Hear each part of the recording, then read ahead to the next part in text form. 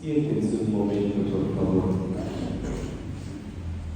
Hay un canto en esta cuaresma muy bonito que dice: volveré, volveré, a la casa del Padre volveré, le diré, contra el cielo y contra ti yo pequé. A ver, intentemos cantarlo. Volveré, volveré, a la casa del Padre volveré, le diré, contra el cielo y contra ti yo pequé. Mis hermanos, la palabra que más resuena en este domingo tercero de la cuaresma es la palabra conversión. Conversión. En la Biblia, la palabra conversión no significa o no comienza precisamente por un cambio de vida, sino que comienza por un cambio en nuestra manera de pensar. Eso cada cuaresma lo hemos dicho, lo vamos a insistir. Cambia tu manera de pensar. Eso es lo que significa la palabra conversión. ¿Cómo se presenta esa palabra en los textos de la Sagrada Escritura que hoy la liturgia nos presenta? Bueno, en la primera lectura hemos escuchado que la conversión comienza por un encuentro con Dios. En este caso, el encuentro con Dios fue entre Moisés y Dios en la zarza ardiente. Ahí comenzó una conversión de Moisés. El diálogo va en la línea de la solicitud que le hace Dios a Moisés para que vaya a liberar a su pueblo de la esclavitud en Egipto. Moisés le dice: con mucho gusto voy, nada más que dime cómo te llamas, porque resulta que los demás pueblos tienen sus dioses y tienen nombres. Entonces, cuando yo diga que Dios me envía a liberarlo, me van a preguntar: bueno, ¿y cómo se llama ese Dios? Entonces el Señor le dice: diles que yo soy, te envío. La conversión, mis hermanos, comienza por un encuentro. Todos los que estamos aquí hemos tenido un encuentro con Dios.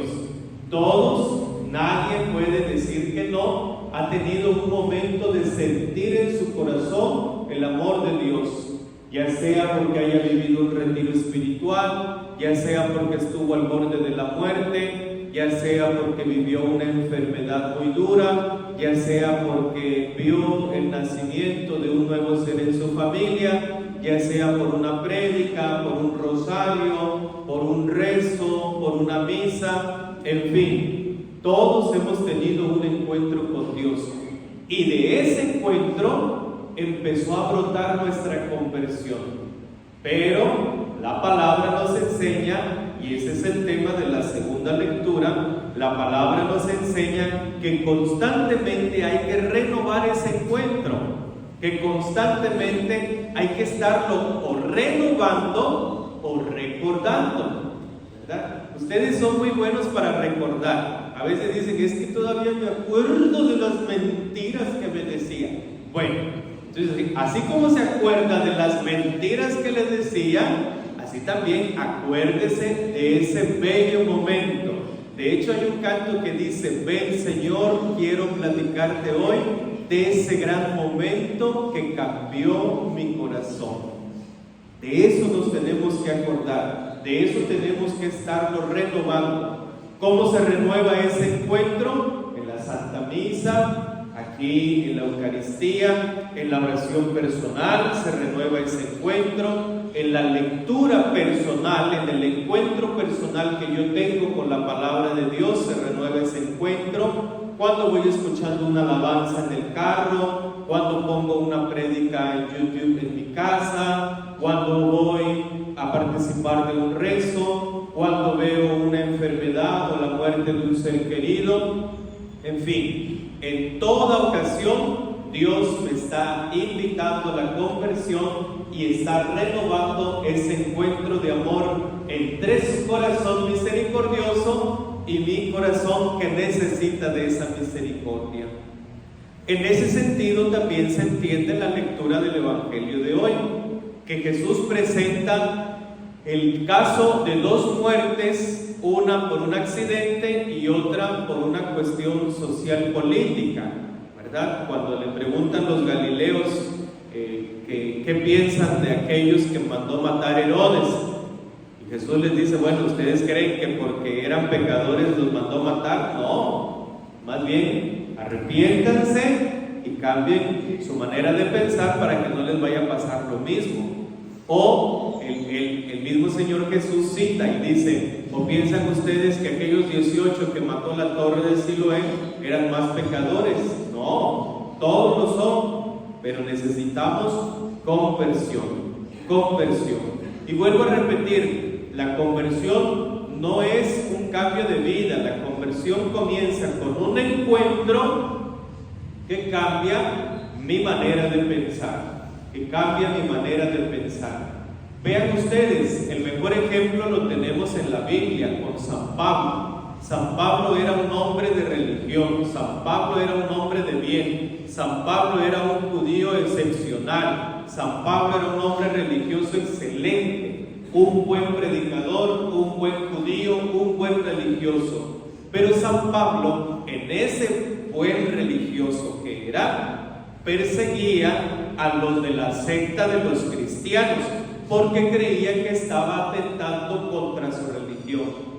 Viene el Señor Jesús, sale al encuentro de San Pablo y San Pablo cambia totalmente. San Pablo da un giro de 180 grados su vida para volver a comenzar y releer su vida y ahora sí predicar ese encuentro que tuvo con el Señor.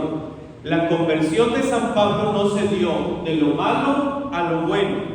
La conversión de San Pablo se dio de lo bueno a lo mejor.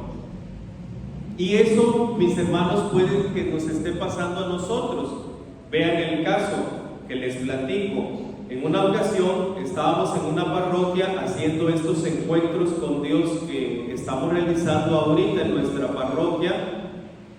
Y resulta que un catequista, ministro de la comunión, coordinador de su comunidad, nunca llevaba gente de su colonia, nunca había personas que fueran. Entonces le di 5 fichas para que promoviera que fueran 5 varones a vivir el retiro, y él dijo, no hay, padre, no hay, nadie quiere, todo el mundo que tiene que ir a trabajar, que tiene que ir a la ordeña, que tiene que ir a cuidar sus animalitos, no puede, padre, imagínense, no puede, no hay, no. Ah, bueno, entonces va a ir usted a vivirlo. ¿Yo? ¿Pero por qué yo? Si yo no soy drogadicto, yo no soy alcohólico, yo no soy mujeriego, yo soy catequista, padre. Pues por eso, vamos mandándolo a usted, vaya usted viviéndolo, para que ese amor que le tiene al Señor sea renovado. Bravo, pero fue. Enojado, pero fue. A regañadientes, pero fue. Mis hermanos, después de vivir su encuentro con Dios, este hombre, le di 5 fichas nuevamente para que fueran sus personas de su colonia a vivirlo, y me dice, no, padre, a mí deme 10 fichas. No que no había. ¿Qué necesitaba ese varón? Necesitaba un encuentro renovado con el Señor. Después se volvió la comunidad más fructífera, más participativa, pero todo ¿por qué? Porque este hermano creía que no estaba mal, y tenía razón. No estaba mal, no era un hombre malo, como muchos que no quiero decir sus nombres, pero algunos están sentados y otros parados en la puerta. Creen que no están mal. Yo no peco, padre, yo ya no hago nada. Más esos mis hermanitos que ya cobran sus 60 y más. Ay, padre, yo aquí en la casa, ¿qué pecado puedo hacer, padrecito? Conviértete. Mis hermanos, tenemos toda una atmósfera mundial, nacional, estatal, municipal, familiar, personal para la conversión. Es que se está desatando ya la tercera guerra mundial, la estamos viviendo a fragmentos. Conviértete. Es que miren lo que encontraron allá en Tuchitlán, Jalisco. Conviértete. Es que miren todos los capos y todo el grupo del crimen organizado que está en la sierra. Conviértete. Hace 15 días estábamos con el horror y el espanto de la noticia de la desaparición de una mujer acá en el municipio vecino. Conviértete. Ahora encontraron a una niña. Conviértete. Mira la enfermedad que estás viviendo. Conviértete. Mira el vicio que está padeciendo alguno de tus familiares. Conviértete. Mira el título profesional que un chico de tu familia va a sacar este año. Conviértete.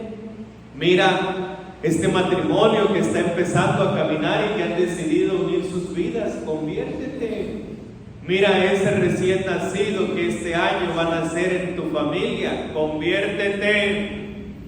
Mira este año que no va a haber cabalgatas ni carreras de caballo en la fiesta de Santiago Apóstol. Conviértete.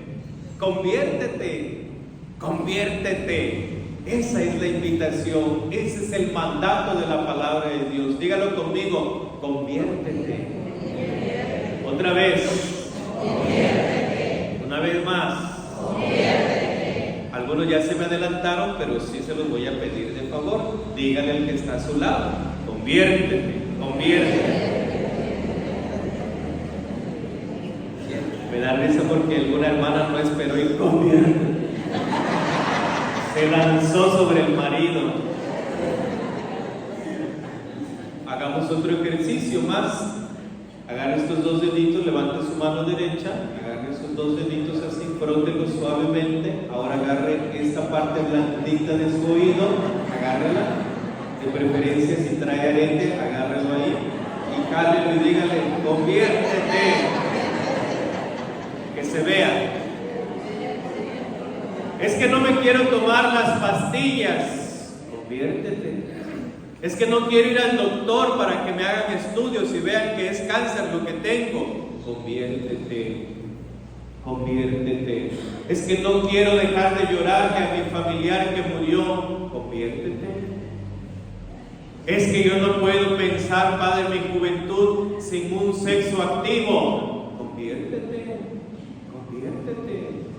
Es que yo no puedo pensar un matrimonio si no tenemos intimidad. Conviértete. Conviértete.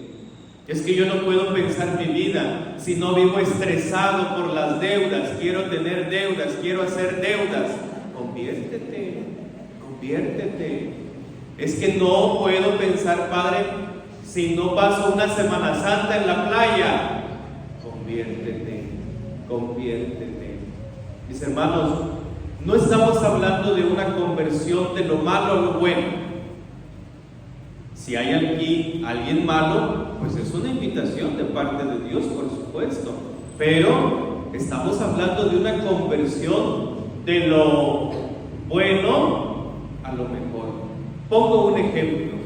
Imagínense, hay gente que a veces en su casa tiene un tanquecito de esos de plástico para lavar los trastes. Un tanquecito de plástico, ahí tiene. Pero de repente dicen, bueno, vamos haciendo ya un tanque de cemento, ¿verdad? De material. Bueno, ahí ya hubo conversión. Bueno, ahora ese tanquecito pintémoslo, pero con pintura de alberca, para que se vea bonito, se vea elegante. Bueno, ya hubo conversión. Bueno, ya se está descascarando un poquito, ya tiene años su pinturita de alberca, pero me gustaría ahora verlo con su mosaico, con su azulejo. Pongámosle. Así como uno va mejorando las cosas físicas en su casa, así también uno tiene que ir dando pautas para el interior. Bueno, ya voy a misa los domingos a las 7 de la mañana, ahora le voy sumando la del jueves, a la de mi hora santa. Bueno, ya voy el jueves también, bueno, ahora le sumo otro día, el viernes, que es penitencial. Bueno, ya le sumé, ahora le sumo el rezo del Santo Rosario el sábado en mi familia. Y así, poco a poquito, le voy sumando, de tal manera que en mi corazón, en mi mente siempre haya conversión. ¿Queda claro, mis hermanos? Podemos hacer un ejercicio mental.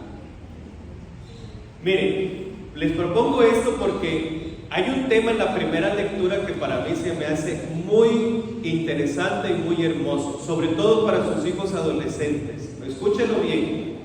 En la primera lectura se escucha que el nombre que le da Dios a Moisés es el de yo soy. Al menos esa es la traducción que muchos especialistas en lingüística hacen en la Sagrada Escritura. En realidad, en la Biblia el nombre de Dios no se pronuncia. En la Biblia solamente cuando Dios le dice a Moisés, te envío, nada más aparece, traducido a nuestro alfabeto, aparece una Y, una W, una H y una Y. ¿Eso cómo se lee? Dígame usted, ¿cómo se lee? No se puede. Ya las traducciones más novedosas le ponen una A y una E, que son las dos primeras vocales, y por eso se puede alcanzar a leer como Yahvé. Pero en realidad en la Biblia el nombre de Dios no se pronuncia, el nombre de Dios no se dice, el nombre de Dios es impronunciable, no porque no se pronuncie, sino que por su propia naturaleza no se puede leer. Yahvé te envía, yo soy te envía. Pero mis hermanos, los que saben de Biblia nos dicen que esas 4 letras, que nosotros le llamamos el tetragrama, hablan de algo que significa el ser. ¿Por qué les platico esto? Porque todos en la prepa tuvimos algún maestro, o en la secundaria tuvimos algún maestro malicioso que nos dijo, Dios no existe. Todos, inclusive hasta la fecha tenemos algunos familiares que piensan así, Dios no existe. ¿Están de acuerdo con esa frase, sí o no? Pues es verdad, mis hermanos. Lingüísticamente hablando, es verdad. Dios no existe. Les voy a explicar por qué. Porque en nuestro lenguaje existir implica tener un principio y tener un fin en nuestro lenguaje. Entonces, si Dios existe, estamos diciendo que Dios tiene principio y tiene fin. Y si estamos diciendo que Dios tiene principio y tiene fin, entonces Dios no es eterno, Dios no es todopoderoso, Dios no es omnipresente, Dios no es Dios. Dios no existe, mis hermanos. Según la revelación que Él le hizo a Moisés, Dios es. Dios no existe, Dios es. ¿Por qué Dios es? Porque si decimos que Dios es, estamos hablando de que Él tiene el ser por excelencia, el ser que no tiene principio, que no tiene fin, el ser que es omnipresente, que es todopoderoso, es el ser en amplitud. ¿Sí me doy a entender? En ese sentido, tú y yo sí existimos y somos, porque Dios nos ha participado de su ser y Dios nos ha dado existencia, y eso es válidamente comprobable, porque usted y yo somos gracias a Dios, pero algún día vamos a morir, algún día dejaremos de existir y pasaremos a disfrutar de la plenitud eterna. Yo espero que usted me haya entendido. Si no me entendió, vuelva usted a ver el videíto, que al ratito lo subo al YouTube, pero es parte de nuestra conversión. Dios no existe. Según la revelación que Dios le hizo a Moisés, Dios es. Haga de cuenta o haga la traducción. Dios le contestó a Moisés, mi nombre es yo soy, y añadió, esto le dirás a los israelitas, yo soy, me envía a ustedes. Otras traducciones dicen, Dios le contestó a Moisés, mi nombre es Ser, y les vas a decir, el Ser me envía a ustedes. El Ser me envía a ustedes. Así es que, mis hermanos, de ahora en adelante usted no tenga ninguna bronca, ningún problema, ningún conflicto. Si alguien le dice que Dios no existe, apláudanle y díganle, entre todas las tonteras que dices, has dicho algo de verdad, porque Dios no existe. Dios es. Dios es más amplio el decir es a decir existe, porque existe sería esto. En cambio, decir Dios es amplísimo, y ahí es donde Dios nuestro Padre nos revela su nombre. Mis hermanos, conviértanse, convirtámonos. Todo lo que vemos que pasa en el mundo, todo lo que vemos que pasa en el estado, que está pasando en nuestro municipio, todo lo que está pasando en tu familia, todo ese revuelco que estás viviendo en tu salud, en tu economía, en tus relaciones familiares, todo, abrázalo y todo eso úsalo para cambiar, para convertirte. Conviértete, conviértete.